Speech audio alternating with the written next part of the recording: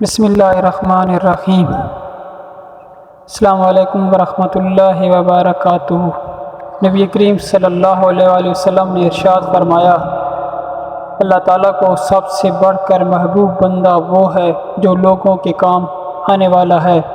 اللہ تعالیٰ کو سب سے زیادہ پسندیدہ عمل کسی مسلمان کو خوشی فراہم کرنا یا اس کی کوئی تکلیف دور کرنا یا اس کی بھوک مٹانا ہے۔ نبی اکرم صلی اللہ علیہ وآلہ وسلم نے ارشاد فرمایا، اللہ تعالیٰ کے لیے بعض لوگ ایسے ہیں جیسے کسی کے گھر کے خاص لوگ ہوتے ہیں۔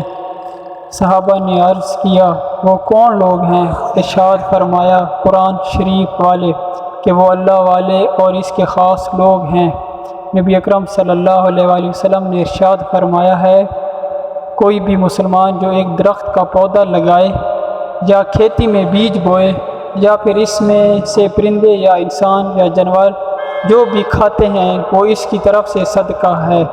نبی اکرم صلی اللہ علیہ وآلہ وسلم نے ارشاد فرمایا، 7 قسم کے لوگوں کو اللہ تعالیٰ اس دن اپنے سائے میں سایہ مہیا کرے گا، جس دن اس کے سائے کے سوائے کوئی سایہ نہیں ہوگا۔ ان میں سے ایک وہ آدمی ہے جس نے تنہائی میں اللہ کو یاد کیا تو اس کی آنکھیں بہنے لگیں۔ رسول اللہ صلی اللہ علیہ وآلہ وسلم نے ارشاد فرمایا کہ جنت 5 آدمیوں پر عاشق ہے۔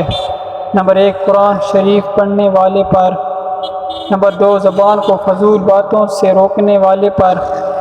نمبر 3، بھوکوں کو کھانا کھلانے والے پر۔ نمبر 4، ننگوں کو کپڑا پہنانے والوں پر۔